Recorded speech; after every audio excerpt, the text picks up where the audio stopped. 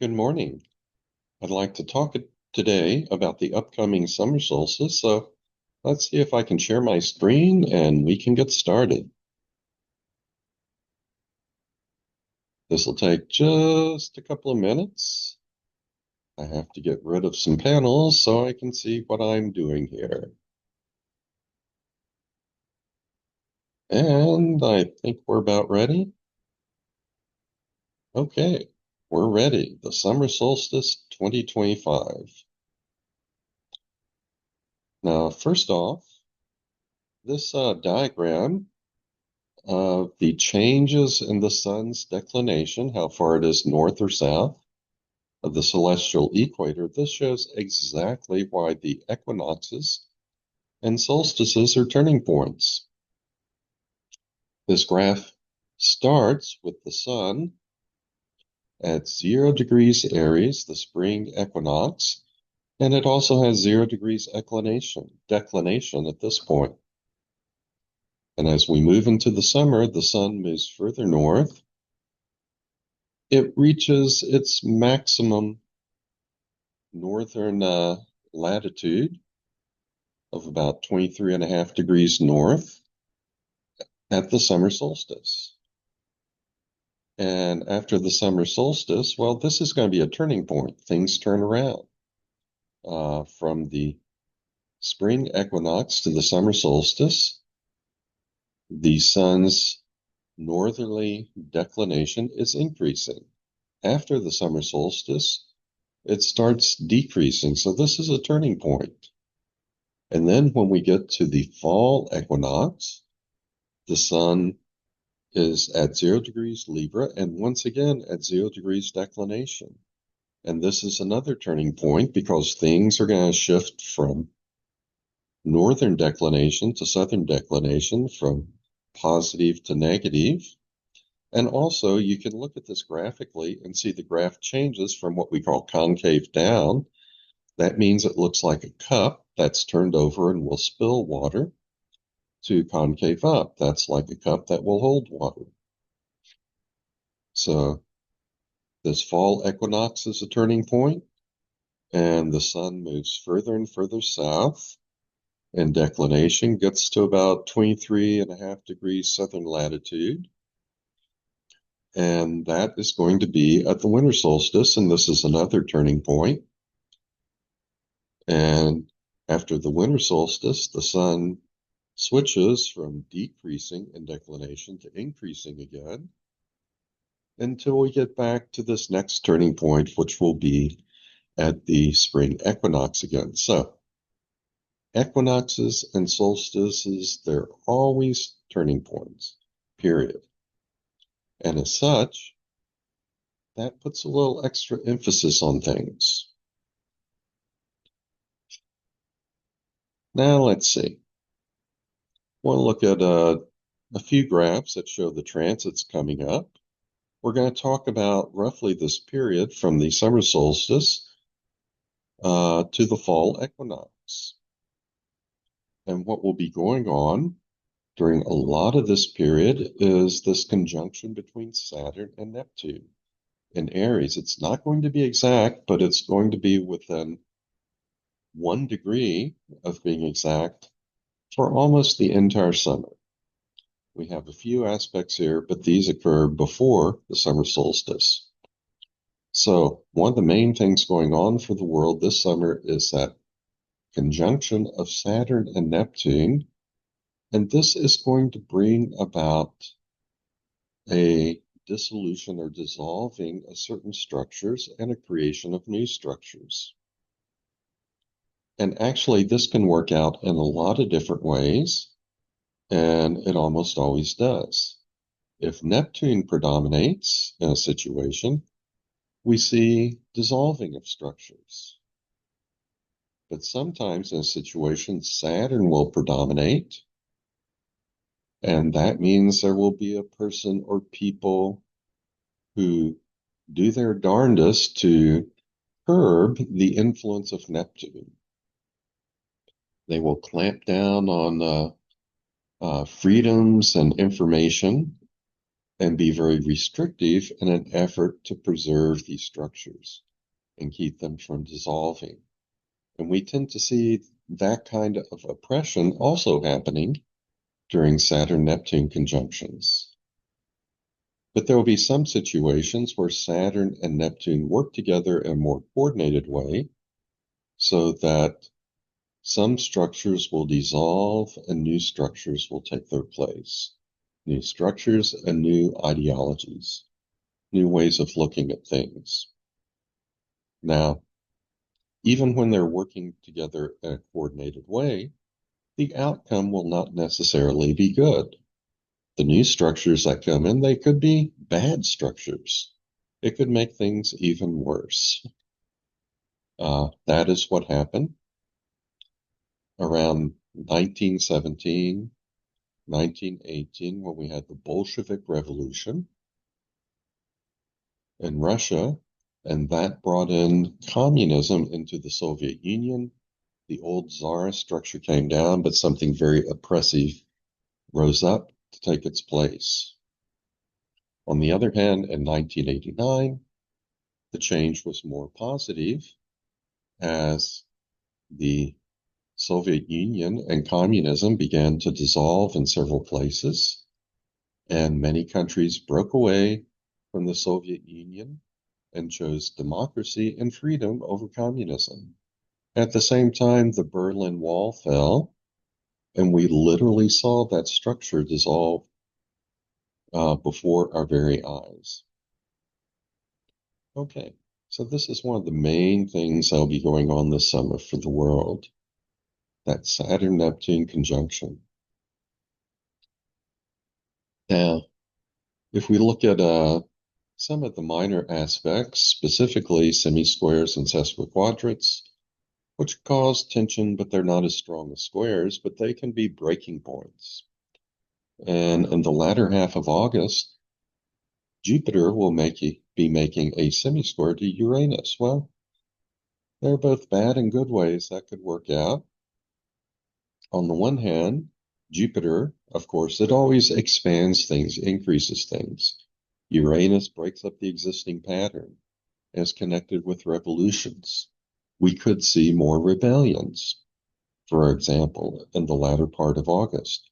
Or since Uranus is in Gemini, which is very inquisitive and inventive, we could see a spate of new inventions and new insights as old paradigms are broken. That could also happen in the latter part of August. Now, if we look at good aspects that would be going on during this period, the main thing is this mini grand trine between Uranus, Neptune, and Pluto, where Uranus will sextile Neptune, Neptune sextiles Pluto, and Pluto will trine Uranus. And Saturn will be joining in on that a bit with Saturn sextile Uranus and Saturn sextile Pluto. That is going to be strongest in August and September. And this is really interesting. While Saturn conjunct Neptune in Aries can create a lot of changes in social movements and ideologies, and it can also be very austere, very dry. Aries, it's like being in a hot desert.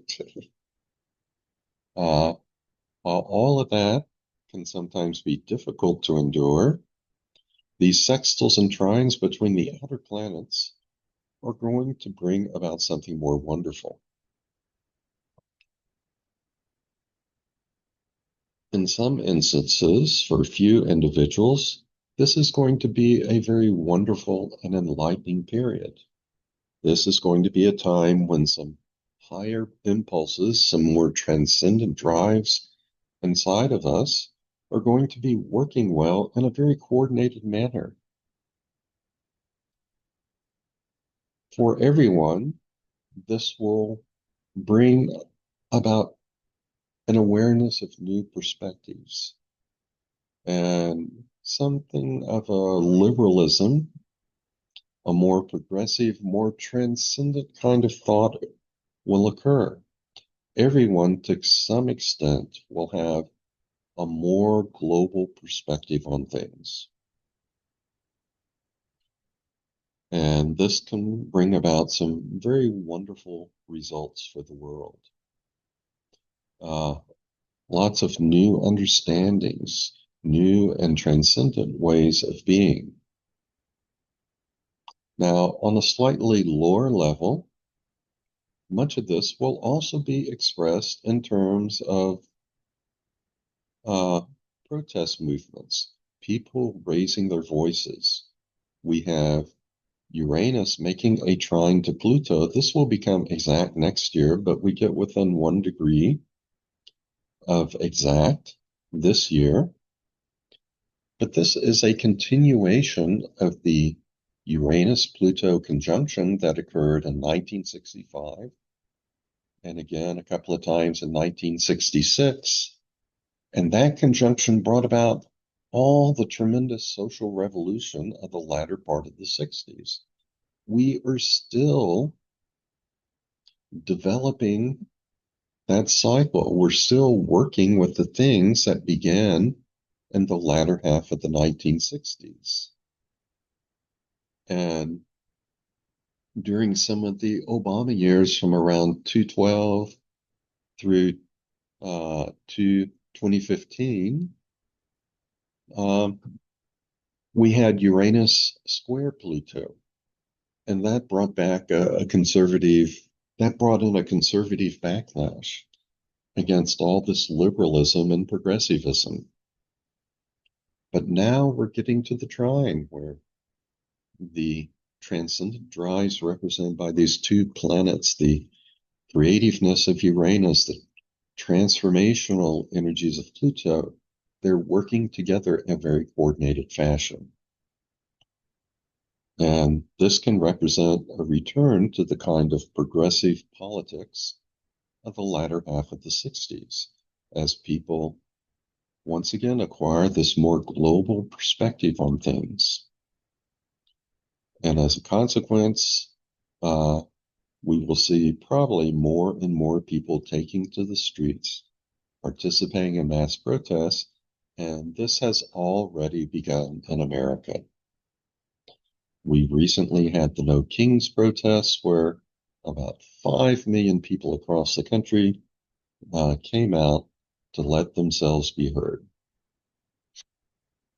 Okay, now on another level, with Pluto in Aquarius and Uranus and Gemini, and then Saturn and Neptune and Mars, we can also expect tremendous advances in technology and invention to take place this summer, particularly in August and September.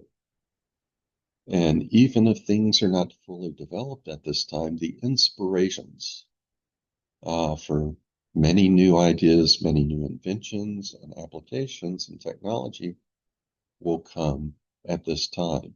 And Saturn and Neptune in Aries will work to make those visions a concrete reality. So there's a lot of tremendous change going on. Part of it is brought about by this conjunction between Saturn and Neptune. That's a big chunk of it. Another big chunk is this Uranus, Neptune, Pluto mini grand trine. And last, if not least, is the fact that in July, I think it's on July 7th, Uranus moves into Gemini. If that were the only thing occurring, that by itself would be considered a big change. And that will probably impact America a lot, because for better or worse, America has a tendency to become involved in conflict whenever Uranus moves into Gemini. Uranus was already in Gemini at the start of the American Revolution. It was in Gemini during the American Civil War. And it was not long after Uranus entered Gemini that America became actively involved in World War II. So there is a history of America getting involved in conflicts, either domestic or abroad, whenever Uranus goes into Gemini, and in particular, when it reaches that Uranus return at about 8 degrees Gemini. So, as I say, big changes are here. They're no longer so far ahead of us there. They are here now. And I've always wondered, is it going to be like a tsunami that happens suddenly? Or is it going to be more like a storm surge where the tide just keeps rising and rising and rising until it sweeps away the old and makes room for the new? So far, it's been more like a storm surge, but we will keep an eye on things and see what happens. There may be some sudden tsunamis in our future too. Okay, now here is the chart for the summer solstice when the sun enters Cancer. It says 6/21/2025 up here. In Scottsdale, Arizona, it will actually take place in the evening on June 20th of 2025. And probably the most prominent aspect here is going to be the square between Saturn, Neptune, and Aries, and Sun and Jupiter in Aquarius. Now, whenever you have two planets square one another, it indicates that these two drives are not able to coordinate their functions together well. And one always tries to suppress the other, since that coordination between the two is currently absent. Now, Saturn conjunct Neptune in Aries, again, that always brings about big changes in social ideologies and beliefs. Old structures crumble, new things come in to take their place. But that's not going to coordinate well with this Sun conjunct Jupiter in Cancer. With both Sun and Jupiter in Cancer, there is a focus on family and personal security, personal well-being, and the personal environment. Sun conjunct Jupiter wants to expand things, be free of restrictions, and to enjoy life. So the people in general just want to be happy, and they want to be secure and free of some of these larger forces of change, which might be somewhat threatening to that security. So this is the tug of war that we will see between the summer solstice and the fall equinox. People just want to have happy lives and security for themselves and their family, but there are also larger forces at work that they will have to deal with. Venus is making a semi-square to both of these. It's kind of right in the middle here in Taurus. And people are going to be wanting financial security. They may go ahead and buy things before prices go up, for instance, as a result of tariffs. They want some financial security and happiness, but the reality is that things are going to be changing. And people are going to have to figure out how to deal with their families, their homes, their personal security in light of these changes that will be going on. Now, if we use tighter aspects,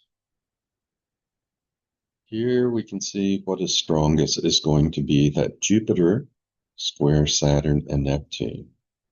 Mercury is making good aspects to the lunar nodal axis, and that will help things out a bit, particularly most likely with trade and commerce. Mars is making a strong quincunx to Saturn and Neptune. Mars represents energy and aggression and military activities, military force. Virgo is rules, and this can also be serving others.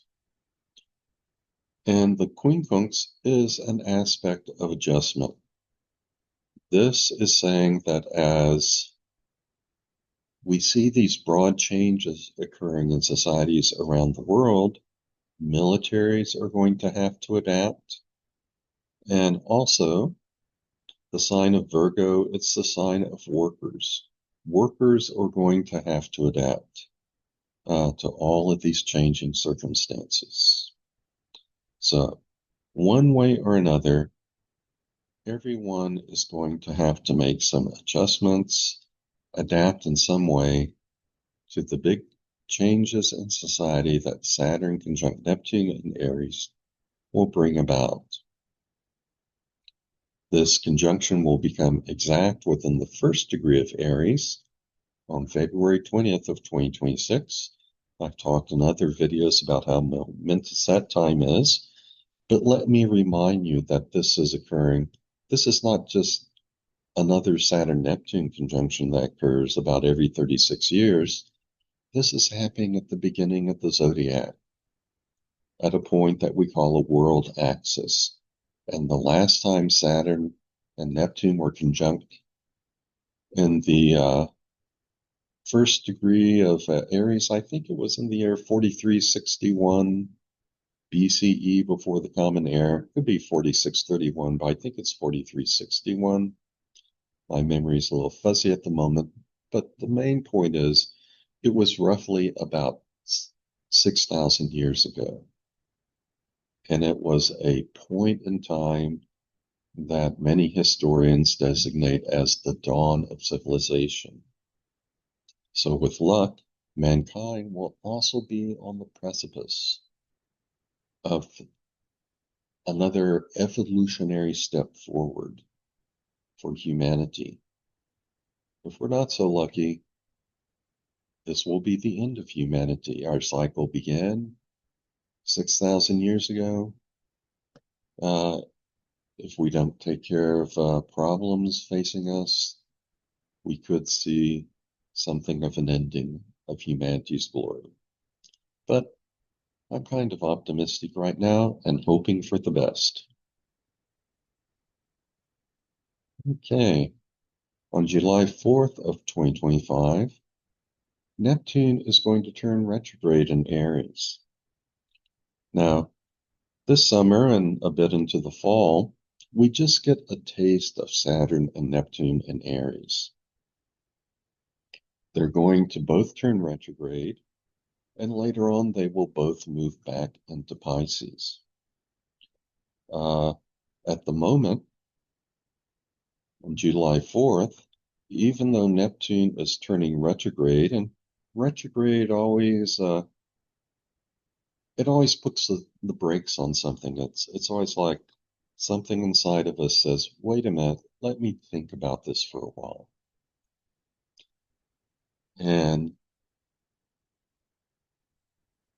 that can put a pause on further progress, but at the same time, Saturn is still moving forward. So Saturn and Neptune, they're moving closer to one another. So this will bring about even stronger social change with some moments of reflection going on too. Also, you can see at this point that mini grand trine between Uranus, Neptune, and Pluto, it's really starting to take some definition. Stronger than it was here at the summer solstice. Okay, and on July 7th, as I mentioned earlier, that is when Uranus will move into Gemini. And this is going to be a very important shift because The focus now is on creative ideas and invention. That is going to harmonize with Pluto's tendency to transform technology as it moves through Aquarius. And if both of these planets making a sextile to Saturn and Neptune and Aries, there will be a tremendous effort to turn these visions into reality. And again, that Uranus, Neptune, Pluto mini grand trine is looking pretty strong at this point. Now, I also gave that one caveat, though, that America has a history of getting involved with conflict, either at home or abroad, whenever Uranus goes into Gemini. And as I'm recording this, we're seeing things heat up in the Middle East between Israel and Iran. And yes, there is definitely a possibility that America will get involved with that. Hopefully things can come to a good resolution soon, but it could be touch and go for now. Some other interesting things happening on this day. We see that Mars is making a pretty strong sesquiquadrant to Eris and Chiron. This could cause some wounding through aggression in the world, or workers in the world to be oppressed or wounded in some way. There is also a semi-square between the Sun and Uranus that could actually work out in terms of motivation for invention and creative thought. And the Moon at this moment is in opposition to Uranus and Neptune, and so that is further going to highlight the impact of Uranus moving into Gemini. And Neptune is also making a nice trine to Saturn, or sorry, the Moon is making a nice trine to the Saturn-Neptune conjunction. So that will be very beneficial at this time. Now, on July 12th, 2025, Saturn is also going to turn retrograde. So we only have about a week, or let's say about, yeah, a little over a week during which Saturn was moving forward, but Neptune was moving backward. Now they are both going to be moving retrograde. And so they're both hitting the pause button at about 1 degree 56 minutes Aries and 2 degrees Aries. They're both hitting the pause and heading back toward Pisces, but at the same time, whenever a planet turns direct or turns retrograde, it comes to a standstill. It's moving very slowly, and that also makes its influence and its impact stronger.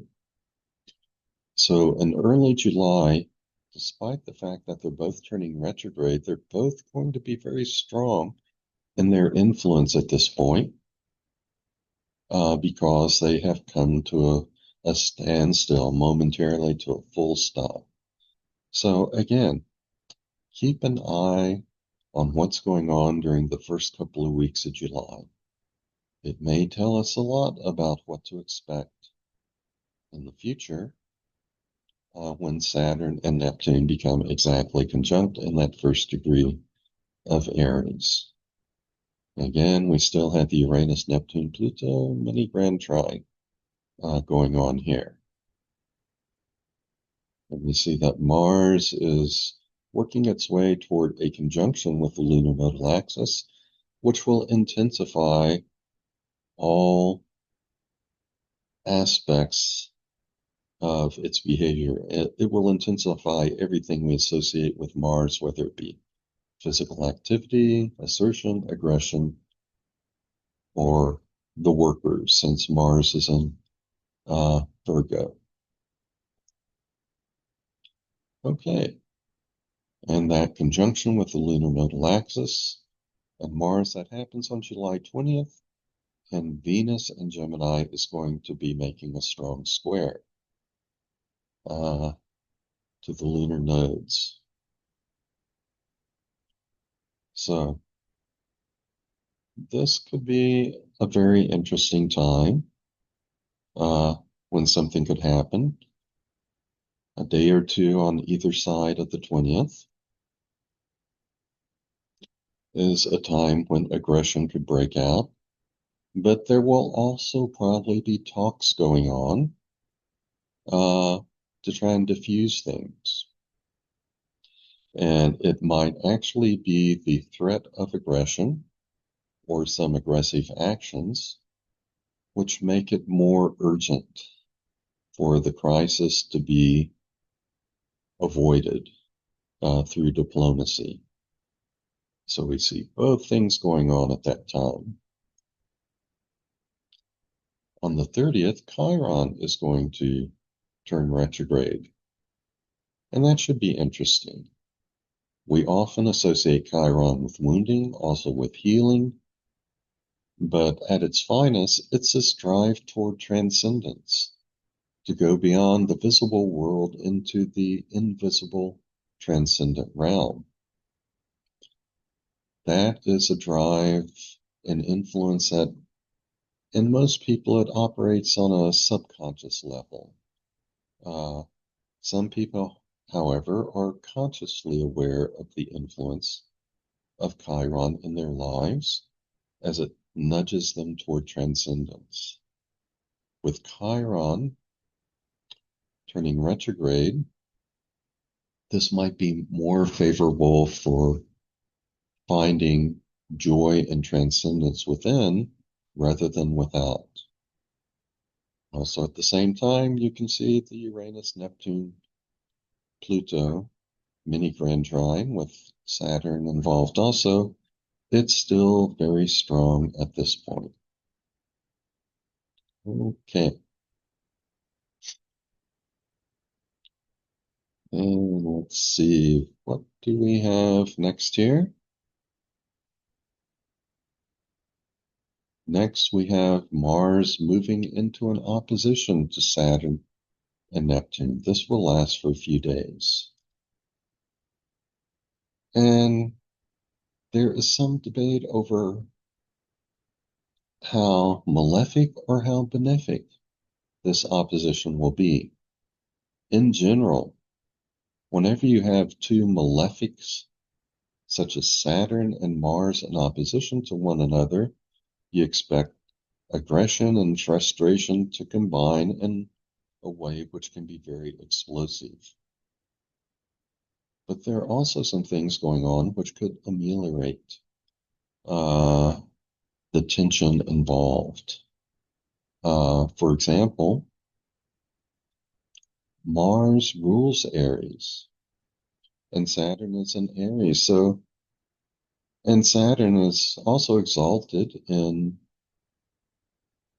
Libra. So there's a connection here that could make them communicate better than expected. Or we could, at the same time, easily get the opposite. Saturn is opposite its sign of exaltation. Mars is opposite the sign that it rules. Saturn, in general, does not do so well in Aries. Mars does not do so well in Libra. So that could make things worse. The dominoes could fall either way. Worst case scenario is aggression gets added to this conjunction between Saturn and Neptune, and the social change takes place through war and violence. Now, the fact that Mars will be making a strong semi-square to the Sun, and Saturn makes a strong sesquiquadrate to the Sun, that exacerbates the tensions a bit.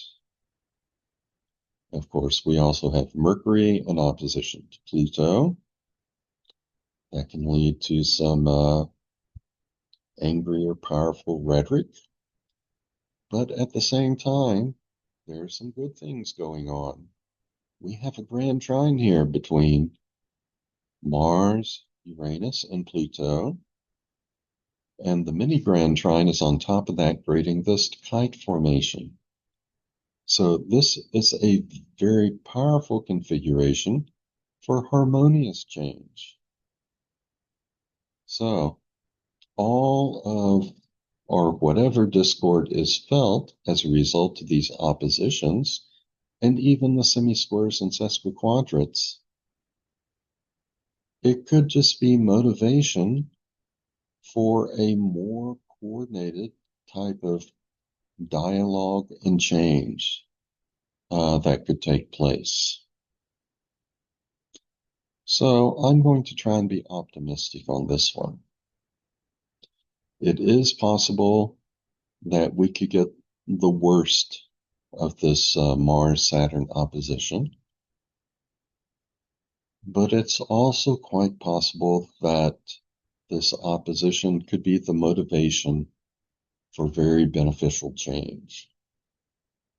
So I'm going to work toward that more beneficial outcome, and I hope everyone else does also. Now, on September 1st, retrograde Saturn is going to move back into Pisces.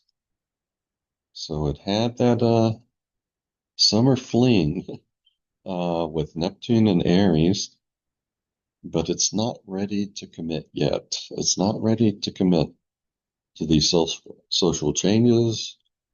We're just getting a taste of it. Instead, it's going to move back into Pisces for a while where it can think about things a bit longer before committing. But we still have the strong Uranus, Neptune, Pluto, mini grand trine, fortunately. On September 5th, Uranus is going to turn retrograde, and it's going to later dip back briefly into Taurus for a while, I do believe. So all the rapid change and inventiveness, and with Uranus and Gemini, this will probably impact telecommunications a lot too. All of that is going to slow down for a while. And yet at the same time, in the process of turning retrograde, Uranus comes to a standstill. And because it's moving so slowly, it becomes even stronger in its influence. So it's pausing to think about things, but also increasing in strength simultaneously.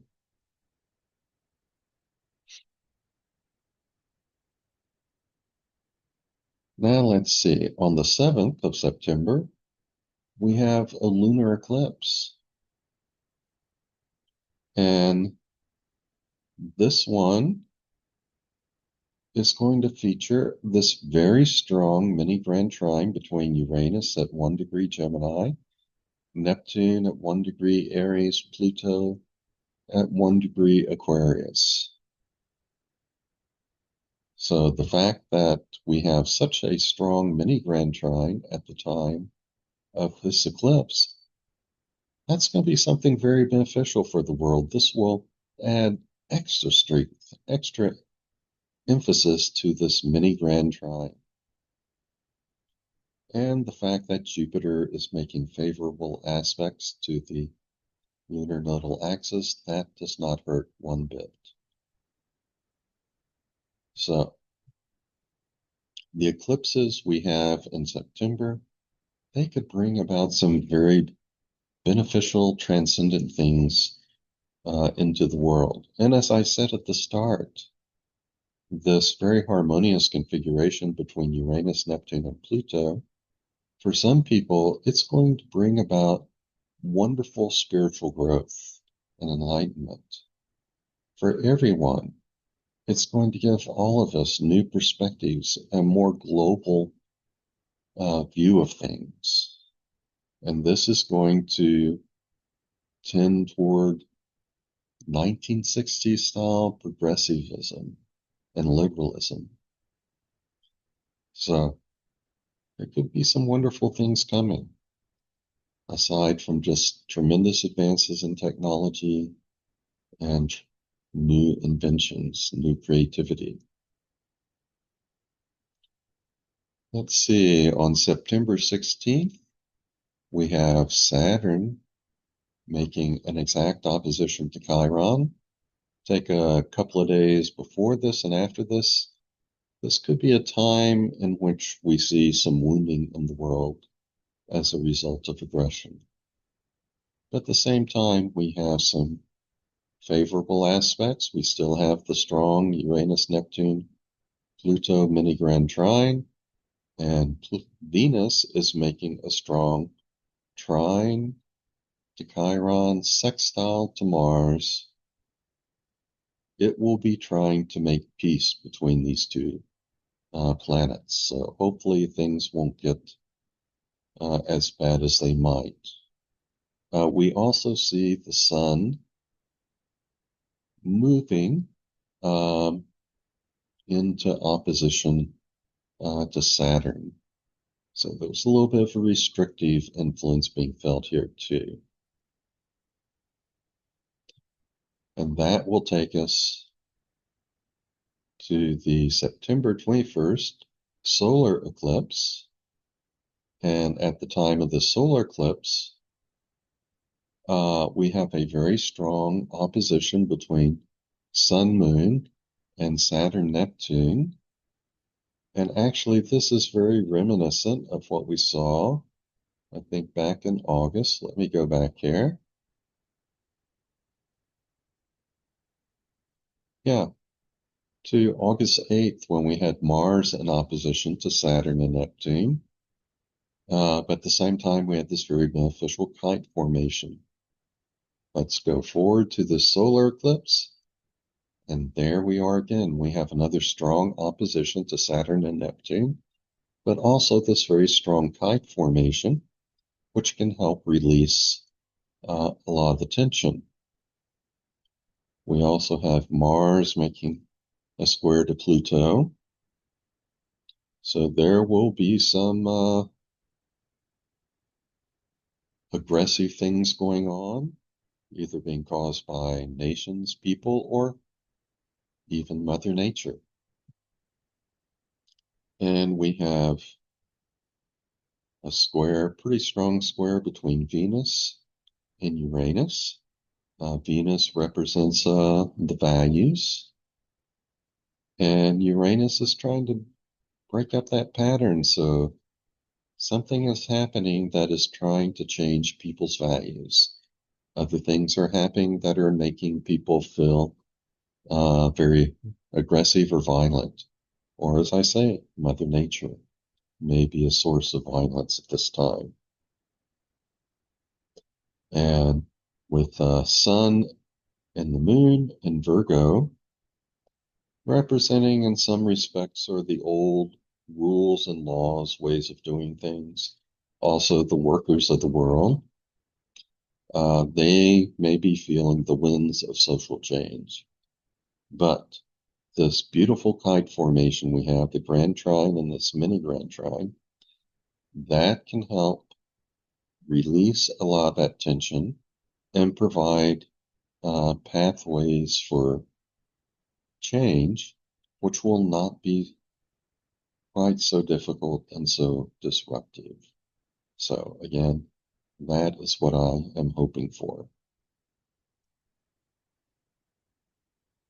And then I think this is where we'll end on September 22nd. The Sun moves into Libra, and we're at the fall equinox. That will be the next turning point in the year, going from the fall equinox to the winter solstice. And the very fortunate thing at this time is, again, the presence of this kite formation, the Grand Trine and the mini Grand Trine. which brings a lot of coordinated, higher level energy into the world. Uh, More progressive and more global perspectives on things. And this happens right just the day after the solar eclipse. So basically, this fall equinox is coinciding with the solar eclipse, and that is just going to make things all the more powerful. Ah, I do have a few more slides showing things going on with America and things going on with Trump during this period. And with America, part of what's going on, we will have this period in August, early September, where transing Saturn will square Venus. People are going to be feeling some discontent. We have a period in July and August where transing Chiron is square Pluto.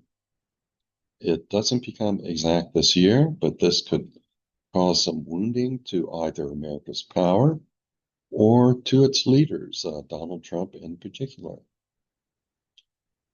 The lunar nodal axis will be making a square to Mars. I used the July 2nd, 1776 chart for America because that is when the Continental Congress actually passed the Declaration for Independence. That's when we declared our independence on July 4th. It was printed and became public. So both charts work. On this chart, that lunar nodal axis will be exactly square Mars on July 12th. And that could intensify tendencies toward aggression. When we get into September, we have Neptune getting within orb of a square to natal Venus, and Jupiter making a square to natal Chiron. This could result in misinformation, dissatisfaction, and some wounding here and there. Okay, so that's part of what will be going on for America during the period from the summer solstice to the fall equinox. If we look at these minor aspects, we have Uranus making a sesquiquadrate to Saturn in June and July, the transing nodes making a sesquiquadrate to the natal nodes from about mid-June through the first week in July. That will intensify things. Uranus making a sesquiquadrate to Saturn, this will facilitate the breaking up of old structures.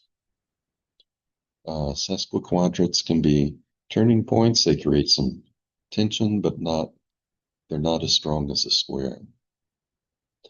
But there will be some structures that change for America during this period.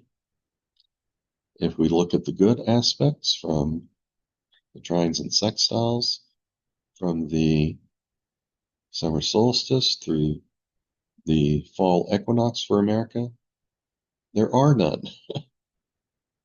But we will be feeling the good aspects, the Uranus, Neptune, Pluto, mini grand trine, the grand trines and kite formations that will be affecting everyone in the world.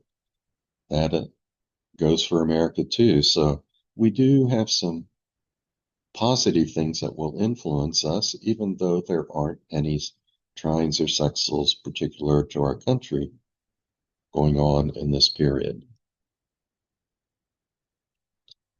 Now let's take a quick look at Donald Trump. I've pointed out in some other presentations that his chart is such that when you have stresses or tensions in one part of the chart, you almost always have a trine or a sextile in another part, and so something always happens to throw him a lifeline. If we look down here at Uranus square ascendant from mid-June through July, he will tend to be maybe a little bit more manic, a little bit more erratic, flip-flop a lot. We're already seeing flip-flops sometimes daily on his tariff policies. This square will be exact on July 6th, and he'll also have the transiting nodes square his natal nodes on the 6th. So there'll be a certain intensity there. In August and September, the transiting lunar nodal axis will be squaring his natal Uranus. That will get stronger and stronger. Doesn't get exact in this period, but that is going to be intensifying his propensity toward manicness and erraticness and chaos and flip-flopping. So we can expect more of that as the summer goes on. In September, and also at the start of June, we had transiting Chiron, square Venus. Things can happen and have happened, which wound his status and prestige a little bit. Venus rules his 10,000th natal chart. That's going to quiet down after June. Be fairly quiet in July and August, but then it ramps up again in September. And it's exact on the 28th. Looking at the semi-squares and sesquiquadrates, well, he has Pluto making a sesquiquadrate to Uranus all summer long. So, again, there can be changes in his status, not necessarily beneficial ones, and this can also contribute to his erraticness, his manicness, flip-flopping, and the chaos he creates. This is exact on July 11th. And let's see, this one, Uranus square ascendant, was exact on July 12th. And let's see, for America, we had the lunar nodes exactly square Mars on July 12th. Okay, so this Pluto sesquiquadrate trumps Uranus. That's exact on July 11th, just right before something important is happening in the chart for the United States. Also, Uranus making a sesquiquadrant to Chiron. This could cause some sort of wounding to him of some sort from mid-July through the end of August. That's going to be exact on the 5th. But here's his lifeline. Transiting Chiron is going to be making a pretty strong trine to natal Mars all summer long. And that is going to help bring him some healing. So as I say, his chart is set up in such a way that every time you get a square to one part, you usually get a trine or sextile to another part, and that throws him a lifeline and gets him out of a lot of trouble. He tends to always fail up. His businesses go bankrupt, but he comes out ahead. It may not be fair, but that's the way it is astrologically. Okay. Let me stop sharing my screen. That is going to be it for this presentation. So I hope that gives you an idea of what to expect from this summer solstice and in the months to come, but the months in between the summer solstice and the fall equinox. The big things going on in the world and the things that can also impact America and Donald Trump. So, hope you enjoyed that. Hope you join me again for more videos. I hope you take this information, keep an eye on what happens, see how well it fits. And for now, I'll just say so long and be well.